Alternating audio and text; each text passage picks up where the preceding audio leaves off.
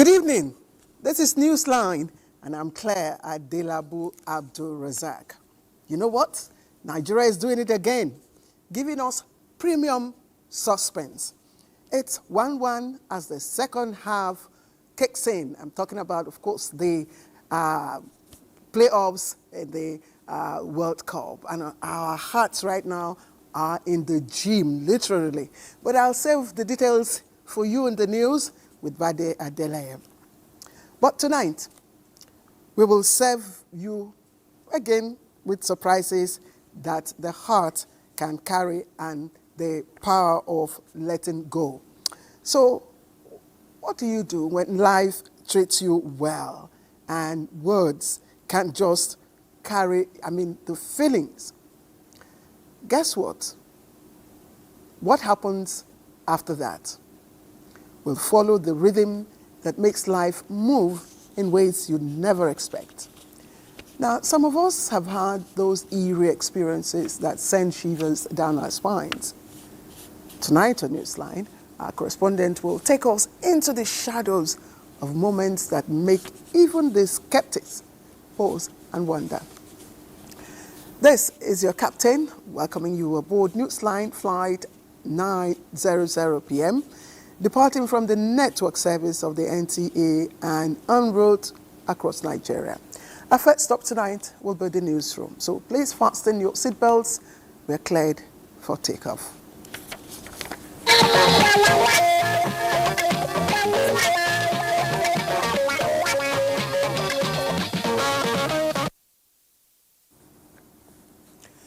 Now, the Coordinating Minister of Health, Professor Mohammed Ali Pate, says the ministry and partners have seeded a multi-year partnership with the ICPC to keep a close eye on spending in the ongoing upgrade of primary health care centers nationwide. Now, under the deal, the ICPC will track and monitor projects identified by the National Primary Health Care Development Agency in real time before completion certification is issued.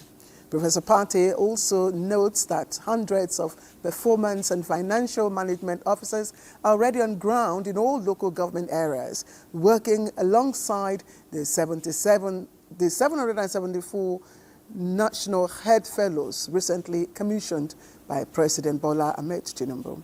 He says the move is part of a renewed push for integrity, transparency, and better value for Nigerians.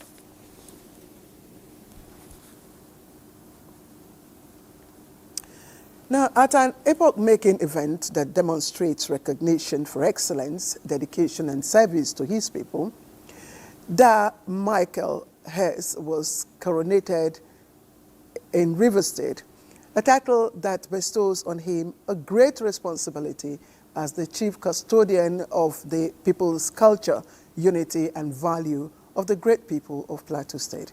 Now, the event witnessed the presence of revered personalities and traditional rulers from Plateau and River State, including Onencha Eleme, King Apolochu. We now bring you the sights and sounds of the event, which aptly captures the true culture of the people of Plateau. The long and mutual relationship between the people of Plateau State and the One Ncha the 10th, His Royal Highness King Apollos II, witnessed a celebration of dedication and service to humanity as sons and daughters of Magavu Nation came out to support togetherness, unity, and selfless service with the coronation of their son, Mishkaham Magavu, River State.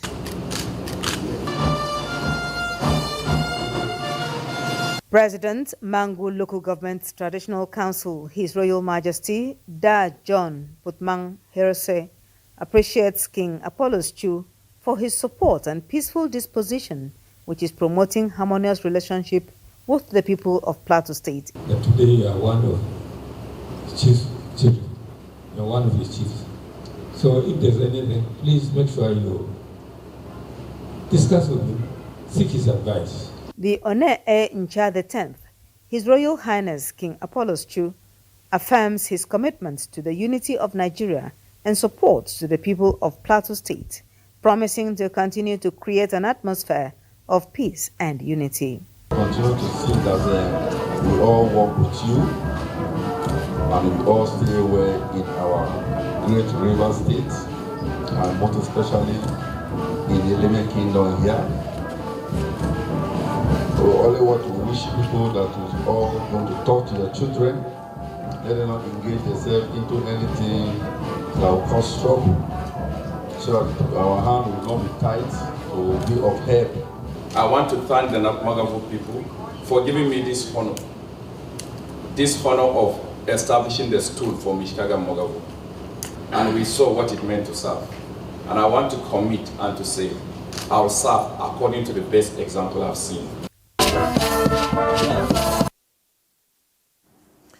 In a remarkable show of compassion and corporate social responsibility, the Seraphic Homes Foundation, an outreach expression of the Zion Prayer Movement outreach under the spiritual leadership of Evangelist Chukwuebuka Anozie, has taken another bold step in humanitarian service. The foundation has unveiled newly established facilities, including an orphanage care home for the elderly and a free treatment hospital across communities in Imo and Anambra states. Ime Udore reports that the visionary announced this at a media briefing in Lagos. And her report is presented from our studios. The first free psychiatric hospital and elderly care home in Aguleri, Anambra State, now fully operational, is an initiative of a spiritual director of Zion Prayer Movement Outreach, Evangelist Chukwuebuka Anozie, which reflects his long-standing message of compassion and social responsibility as an act of faith. The spiritual director explains that the hospital already has 2 beneficiaries on admission who were rescued from the streets. We have a rescue team bringing them to the hospital that we build. Medication is free of charge, feeding free of charge, clothing free of charge. My vision is that none of them will be paid 1 naira. That hospital will remain free hospital until Jesus comes. The hospital, built at a cost of over 1.6 billion naira, was inaugurated in September by the Anambra State Governor, Professor Charles Chukwuma Soludo. The Seraphic Foundation had also in April this year opened the first old people's home and orphanage in Ngberichi, Imo State, with full boarding, support, nutrition and counseling for children who have lost parental care. It was also inaugurated by the Imo State Governor, Hope Uzodimma. And today, so many elderly ones being abandoned in villages. You know, there are some mothers and fathers in villages that have no child taking care of them. Nobody care about them. Nobody give them any attention. So the one who bid in Imo State is just to help them. And we are bringing them there. Evangelist Ebuka emphasized the importance of collective efforts to create a better world, disclosing that the initiative will be replicated in all the states of the Federation to save humanity. And the Mieti Allah Cattle Breeders Association of Nigeria, MACBAN, has appealed to the United States of America's Congress to consider it as a peace-building group committed to justice, national unity, and expunge it from the H.R. 860 bill addressing the media. The MACBAN president, Baba Uthman Ngezama, said that profiling the organization by the U.S. Congress is contrary to the situation. As a group, he stated, MACBAN facilitated numerous dialogue platforms, strengthened early warning systems, supported conflict mediation, and its members are victims of large-scale banditry, kidnapping, killing and loss of livestock and livelihood.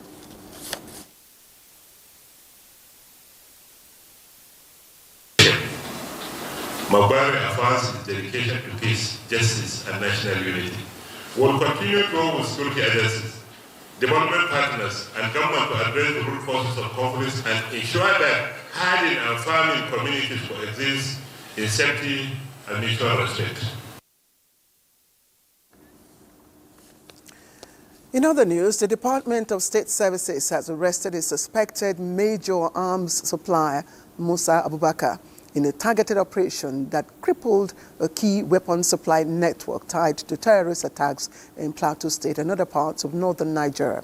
A statement by the DSS notes that Abubakar was intercepted on November 12, 2025, after weeks of surveillance and coordinated raid on his arms manufacturing workshop in the Misa Ali area of Basa local government area of Plateau State. The DSS says Abubakar has confessed to producing and distributing high-caliber firearms to armed groups responsible for repeated violent attacks across the region. His arrest comes 3 months after the arraignment of suspects in the Yelwata and Plateau massacres and follows the rearrest of Abdulaziz Obadaki, known as Bomboy, a Kuje prison escapee linked to deadly church attacks. Meanwhile, the service also recently apprehended 9 high-profile suspects connected to attacks in Plateau and Benue states, including 46-year-old Tima Manjo, who has already pleaded guilty to illegal firearm possessions. All right. Earlier on, I told you that Nigeria is doing it again, giving us premium suspense in the ongoing World Cup playoffs qualification ticket. And for details, I said I'll leave it to Bade Adeleye, who is, of course, on the news tonight. But I have one more story. I guess I'm eager to bring in Bade. But let's take this news. And it's the German multinational company and Africa's leading skincare outfit, manufacturers of Nivea products, have offered Nigerians a solution to the harmful effects of sun rays to the skin. Now, Nivea partnered with organizers of the Arm Race Marathon, which took place on Victoria Island in Lagos, as it continues its campaign on the need for everyday protection of the skin from the sun. Gift George has the rest of this report. The Arm Run for the Future Marathon, proudly sponsored by Nivea, featured about 5,000 men and women from all walks of life taking part in the 10-kilometer race. Engaging in the run and other everyday physical activities exposes the skin to harsh rays from the sun, and Nivea products provides adequate protection to the skin with a sunscreen. This is why Nivea, with its variety of deodorants, partnered with the organizers of the marathon to ensure the runners were safe from the harmful effects of the sun to the skin. When it comes to deodorants, I'll say that, our deodorants are scientific based, right? We have Derma Active 72-hour sweat and odor protection in our products, and we guarantee you 72-hour sweat and odor protection. So, whatever busy day you have, as long as you use our Nivea antiperspirant deodorant, whether it's roll-on or sprays, you're well protected, and you're just confident to go out there and chase your dreams. With its product, the Nivea brand is pioneering the campaign on the need for Nigerians to be aware of skin diseases caused by effects from the sun and how its products can give maximum protection from the sun. So how can you protect your skin? By using sun protection, which is where our sunscreen comes in. The Nivea Shine Control Sunscreen, which is for the face, and we recently launched as well the Nivea Sun Body product for the rest of the body. And what it does is that it protects your skin, your body, your face from the harmful rays of the sun. It protects you from the UVA rays as well as UVB rays as well. So it helps to protect you from sun damage, premature aging, hyperpigmentation, amongst a plethora of skin disease that you can be exposed to without sun protection. Alabi Aminat Adenike returned in a time of 29.33 seconds to finish first in the women's race, while Smela Sajo ended in a time of 26.37 seconds to place first in the men's event. In Lagos, Gift George, NTA News. All right, let's welcome Bade Adeleye on the new sports update. Bade, I'm sure right now millions of sports fans, night of the Super Eagles, are having some cardiovascular exercises. You can see that, the smile is limited, Claire. But, let's see how, things will end. All right, straight away, let's begin by letting you know that the ongoing 2026 World Cup qualifier playoffs in Morocco between the Super Eagles of Nigeria and Congo Democratic Republic, it's in the second half. And of course, the Eagles took the early lead in the 3rd minute of the game. And of course, that was through Frank Onyeka, and were pegged back in the 32nd minute by the Leopards. courtesy of Meshach Elias' stunning finish. It all finished 1 apiece in the first half. The second half is now in the 54th minute, as you can see, and score is still 1-1. All right, moving away from that, but let's update you with some World Cup qualifiers across Europe, where Bruno Fernandes and Joao Neves both scored hat-tricks as Portugal secured their place at the 2026 World Cup with an emphatic 7-9-1 thrashing of Armenia. Ireland secured a playoff ticket with a 3-2 win over Hungary in Group F. And in Albania, Hurricanes' brace ensured that England rounded off their World Cup qualifying campaign, winning all their 7 games without conceding. Elsewhere, France secured a 3-1 victory against Azerbaijan to seal their World Cup campaign, while Ukraine's 2-0 win over Iceland takes them to the World Cup playoffs. And back to Nigeria, as we bring you some match day 13 results of the Nigeria Premier Football League, starting from Lagos, where goals from Joseph Arumalo in the 47th minute and Alade Balogun in the 53rd minute fired Ikorodu City to the top of the league on superior goal difference with 24 points. Also, where Nasarawa United were held to a 1-0 draw by Kun Khalifat, which leaves them in second spot. Rivers United continue their title push after a hard-fought 2-1 win against struggling Warri Wolves to go third on the log. In Yenagoa, Bayelsa United stunned Abia Warriors by 2-1, while Enyimba of Aba suffered a home defeat to visiting Wiki Tourist, losing by a lone goal. And just before we go, let's take a look at a bit of tennis now, as world number 2 Yannick Sinner has claimed ATP Finals title after seeing off rival Carlos Alcaraz in a highly competitive final in Turin. The game finished 7-6, 7-5 at the expense of the Spaniard. Both players had won 4 Grand Slams in between themselves this season, with Sinner claiming the Australian Open and Wimbledon titles, while Alcaraz won the French and US Opens. That does it on sports, but by the way, the Super Eagles are still playing 1-1. Well, sometimes I just wonder if it's really, I mean, is it really necessary? I mean, the long, winding route to this, World Cup is quite excruciating. I mean, Eagles they also need to play one more game. Yeah, one more game, but, it's to the benefit of, the African continent. We have 9 teams already, and we can make it 10. That would be unprecedented. Okay, let's still keep our fingers crossed and, of course, our hearts on standby for the Super Eagles. But back to now. Vice President Kashim Shettima has visited Sokoto to extend his condolences to the family of Nigeria's former president, the late Shehu Usman Aliyu Shagari, following the death of his widow, Sutura Shagari. The visit underscores a gesture of deep respect and solidarity with the bereaved family during their time of loss. Abdullahi Umar Lalu reports.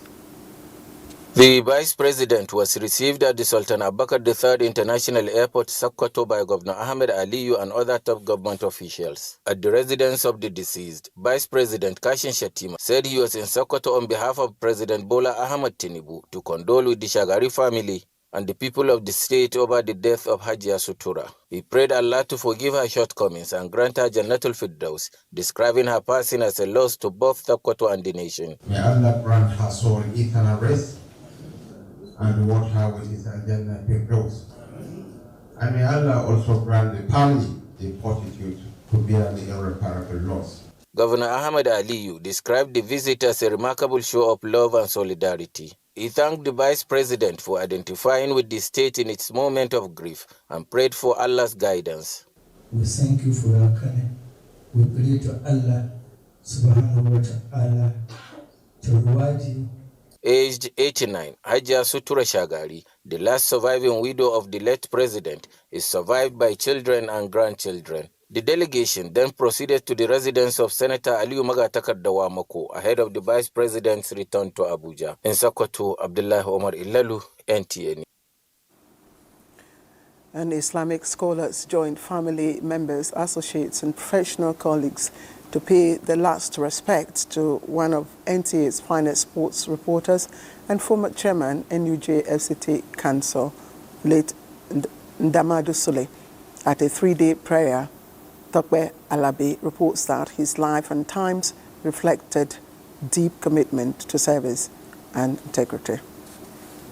It's now 3 days since the exit of a media icon and astute sports writer and administrator late Ndamadu Sule, who served the Nigerian Television Authority and the Nigeria Union of Journalists with dedication, loyalty, and commitment to service. Here, scholars, relatives, and professional colleagues prayed for the repose of the soul of the towering figure, describing his life as that of selfless and devoted servant who mentored many and left indelible mark in the sand of time. He is such a human being that can live in the midst of any group of people. And they try to get us not to look at our weakness, but to look forward to life with strength. Late Ndamadu Sule was a thoroughbred journalist who resisted the merriments of retirement to stay active in the business of sports owing to the undying flair and uncommon commitment even at 74. He was the former chairman of NUJ, but was particular about sports. In fact, he dragged me to sports desk when I joined NTA. I am a Christian. He is a Muslim, but he never allowed that segregation of religion to be a problem between us. He said, keep your hands clean. Whatever you do in life, don't cheat anybody. He was a selfless man. My dad was a selfless man. Everybody says this about him, and that would always live on forever. And every household in Basange land weeps. My heart bleeds that we lost him at this point in time. The sports analyst who hailed from Basange Kingdom in Kogi State was born in 1949 and joined the broadcast industry in 1977, a career that spanned many decades and left legacies of devotion to God, integrity in service, and deep love for mentorship, humanity, and national pride. Tokwe Alabi, NTA News. All right. That ends the news. Let's take a breather. We'll be back after the commercials.